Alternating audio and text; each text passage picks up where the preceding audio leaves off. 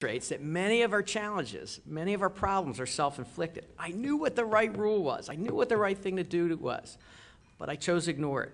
And in my 4 years at the Naval Academy, I'd faced some other dilemmas, more profound than disobeying a uniform policy, which, for the record, particularly with the superintendent and the commandant here, I do not endorse.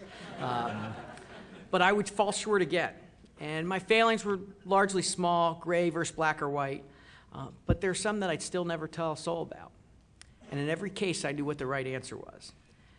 And of course, at the Naval Academy, the risk largely falls upon the individual. And that's a little bit simplistic because you have your shipmates and your company mates and your mom and dad and all those people who are counting on that. But it really largely rests with you.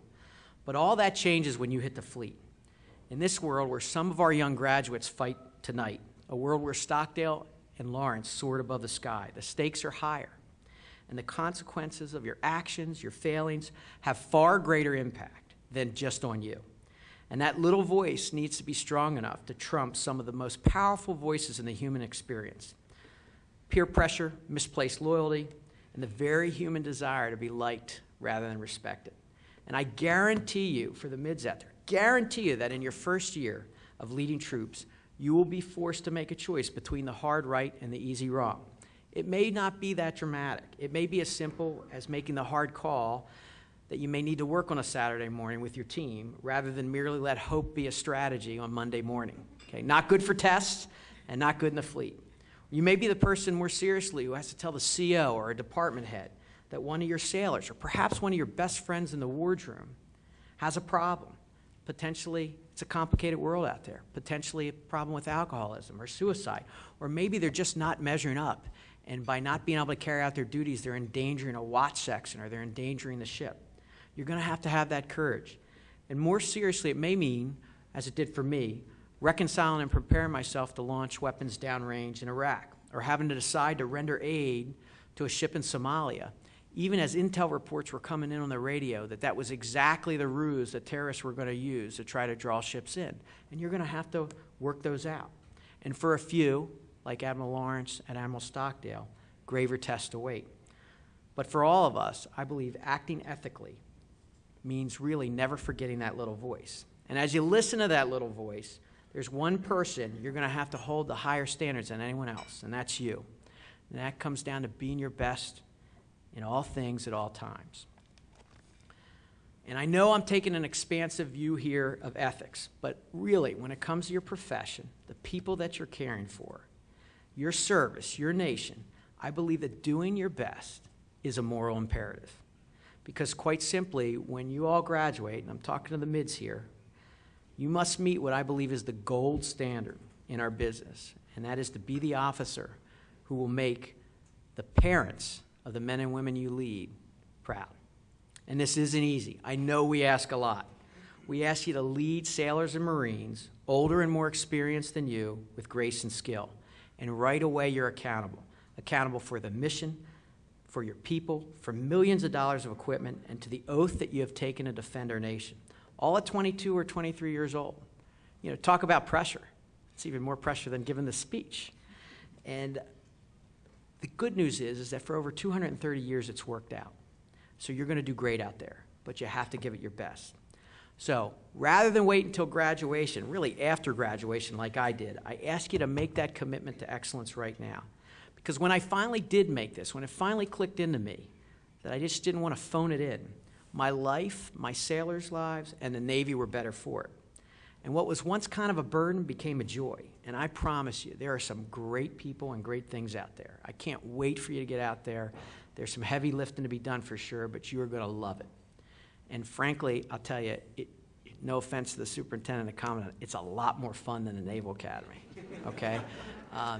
You know, there's some wonderful things here, but if the Navy was like the Naval Academy, I probably would have gotten out after 5 years, all right? But it's meant to be hard. Finally, be ready to do the right thing every day. You've heard it here, I'm sure, many, many times, but you represent the Navy 24 hours a day, 7 days a week, 365 days a year. And in an era where our society seems to believe what I do in my own time is my own business, I know this idea may seem old-fashioned, but it is unfailingly true for the profession that we have chosen, and that's the profession that we have chosen. And you're not going to pick when you get to get tested. I certainly didn't. On September 7th, 2001, my two little twin girls, who are 9 and they're doing wonderfully now, came home from the hospital after being born 15 months premature. They still had heart monitors on at the time, and frankly, our first night with them, and Pam would attest to this, were not restful. A few days later, on a beautiful Tuesday morning, I headed to the Pentagon in my 3rd week in the job as the Secretary of the Navy speechwriter. And Pam was very worried about me being tired, but I told her the boss was out of town, the speech was done, and I planned to be home early. It was going to be an easy day. But that day, September 11th, 2001, changed my life and our nation forever. And that day, there were exceptional men and women who would never return home to their families again. I think of them often, especially this time of year. And as I left the Pentagon, evacuated a child care center there with a shipmate, and drove a stranded family home, and then eventually regrouped with the secretary, I suppose that there were some ethical decisions implicit in my actions. But I wasn't alone. There were thousands of individual acts of courage and kindness by ordinary Americans that I saw, and we saw that day. And that day taught me that you don't get to choose when you're going to be tested. You need to be ready every day, ready to do the right thing. When Admiral Stockdale flew off the Oriskany and Admiral Lawrence flew off the Constellation, they didn't know it was going to be their final flight. But we know from history that they were ready to do the right thing. And we're a better country and a better Navy for it. So this may all sound a little bit fatalistic, but take heart, because even though we don't get to choose those tests sometimes, we do have a choice to work hard now so that we are ready, a choice to learn our jobs, be our best, and frankly, hone our ethical decision-making. And in many ways, that's the most important part, because if you get that ethical part right, everything else sort of falls into place. And frankly, that's why I'm so happy to be here tonight, and so happy that we have an ethical center, the Stockdale Leadership and Ethics Center. And I think our brigade is better for having Colonel Athens, who I know, he's an incredible man, leader, and father, and his team's efforts. Frankly, as I think about those, I wish that they had been here when I was there. I might have got a few more things right back in the late 80s had I been taught the course that all of you got to go through. And frankly, having read the winning essays of Midshipman Roberts, Midshipman Lusty, and met a few of the mids tonight, I know our future is in really, really good hands. And I'll tell you another secret. This school is getting better and better. In fact, my current boss, Admiral Mike Mullen, he's the chairman of the Joint Chiefs of Staff, class of '68, a proud grad. He's one of the most ethical, disciplined people I know. And he recently wrote in an article for Forbes about the Service Academy experience that some of you may have read. And they're all his words, by the way, not mine. There's a tradition that anyone who has graduated from a service academy will tell you that they were the last, best, toughest class. This is just not true. Today, these institutions are more demanding, more challenging, and more globally focused than ever. And you know what? They need to be, because you are preparing to lead and care for our nation's greatest treasure, America's sons and daughters. And so to do both well and good, and there's a distinct difference between the two, you will need to make every day, every minute, and every second count. And that time goes fast, 20 years, like that. For some of us, maybe a little more. But it goes so fast that I'm reminded of the words of Secretary of the Navy, former Secretary of the Navy, Gordon England, a wonderful boss and a wonderful man who I just love spending time with. And he reflected that time is the most precious gift that we have. We've learned that you can remake lost fortunes, and we've even learned that you can rebuild buildings that have been knocked down.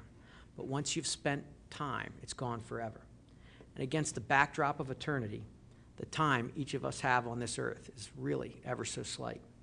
And you quickly learn that it's not what people say, but what they do and how they spend their time that gives you a window into their soul and a window into their character.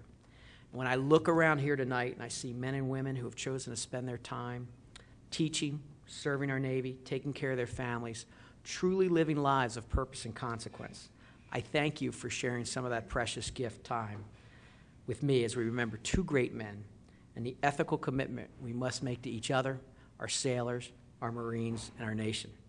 God bless all of you. God bless the United States Naval Academy, and may God continue to bless the United States of America. Thank you.